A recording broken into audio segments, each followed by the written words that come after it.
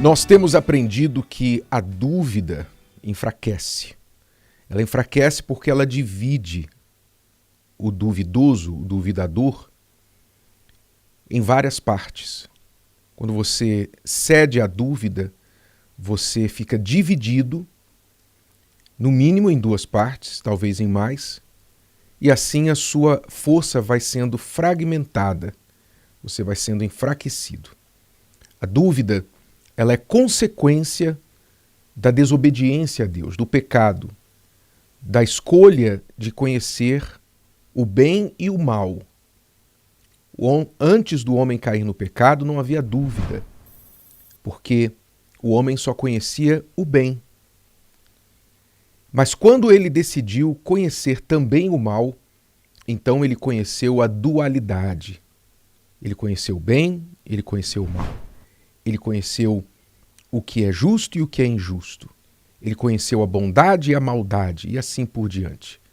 Ora, desde então, graças ao patrocínio de Adão e Eva, nós fomos presenteados com a maldição da dúvida, que corre nas nossas veias. Mas qual é a cura? Se Deus deu a solução para o pecado, logo, ele também deu a solução para a dúvida. O homem caiu no pecado. O que é que Deus fez para resolver o pecado humano? Ele deu o filho dele, ele ofereceu o seu filho no lugar das pessoas que pecaram, para que aquelas que crerem nele não sofram o dano do pecado, não paguem o preço do pecado, que é a própria vida, mas recebam a vida eterna. Então, quem crê no Senhor Jesus, e não é um crer de boca, mas é um crer com a vida, com atitudes, então esta pessoa é perdoada do seu pecado, dos seus pecados, e desde então ela passa a viver em novidade de vida, em obediência à palavra de Deus. Está livre do mal, dos pecados dela, ainda que nós estamos inseridos neste mundo que as pessoas vivem no pecado e nós estamos sujeitos às consequências dos pecados dos outros também, né? Aí você entende o porquê tanta injustiça no mundo e que os justos sofrem injustiça. Então, Deus resolveu o problema do pecado. E se foi o pecado que gerou a dúvida, logo, quando você resolve o problema do pecado, você também pode resolver o problema da dúvida. Primeira coisa que acontece quando você resolve o problema do pecado é que você não tem mais a má consciência. Quando a pessoa peca, você pode observar isso desde criança. A criança, quando ela faz alguma coisa errada, ela logo denuncia, não é isso? Ela denuncia logo com o seu rosto, com a sua voz, com a sua linguagem corporal, a sua forma de agir.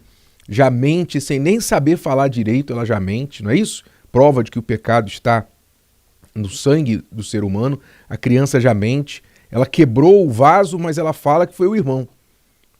Não, foi o irmão. Ela já mente, por causa do medo. Mas você vê ali, estampado na criança, as provas da mentira. Não é? Ela mentiu, ela provou com o seu comportamento. Quer dizer, a má consciência dela a denuncia. Quando a pessoa se livra do pecado, ela se livra da má consciência. Então ela não tem medo de falar a verdade, ela não tem medo de olhar nos olhos, ela não tem medo de estar perto, que são todas as coisas que a pessoa que está no pecado tem. Ela tem medo, dúvida, ela foge, ela se esconde, ela evita, ela gagueja, enfim. Ela está dividida dentro dela mesma, está sendo acusada pela sua própria consciência. Quando a pessoa se livra do pecado, ela já não tem mais esse problema. Então, as dúvidas que são oriundas do pecado já são resolvidas ali. Por que eu vou ficar com dúvida se eu não estou em dívida? Certo? Por que ficar com dúvida se eu não estou com dívida? Eu não devo nada. Estou livre. Então, eis uma das razões principais, um dos incentivos principais para você não viver na desobediência a Deus. Você não ficar devendo nada ao diabo. Então, quando você abandona o pecado, você não tem mais dívida com o mal e, portanto, você está livre, não há mais razão para a dúvida. Mas mesmo assim, mesmo não estando no pecado, há outros tipos de dúvidas. Dúvidas que vêm por palavras de pessoas. Você está numa boa, tranquilo, não está pensando nada errado, nenhuma dúvida está no seu coração, aí de repente chega uma mensagem no seu celular. De repente chega uma pessoa próxima e te dá uma informação ruim, negativa, ameaçadora.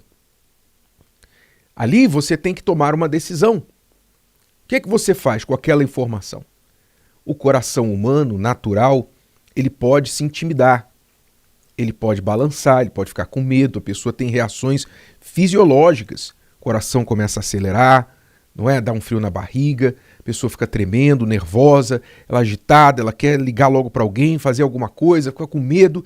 Uma palavra pode mudar o estado fisiológico e também emocional de uma pessoa. Uma palavra. Quer dizer, se ela estiver com as suas defesas baixas. Porque quando nós vivemos na fé, nós temos que aprender a manter as nossas defesas sempre ativadas. É como a nação de Israel.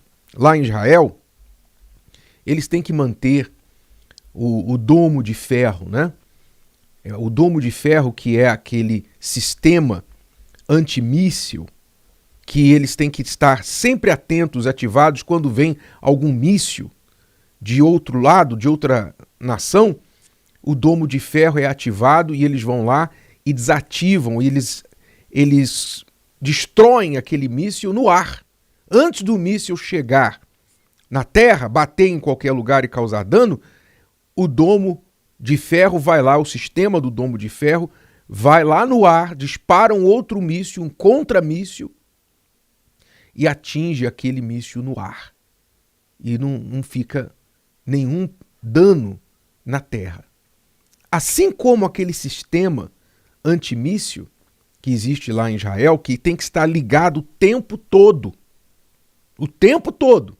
Porque senão a existência de Israel está comprometida.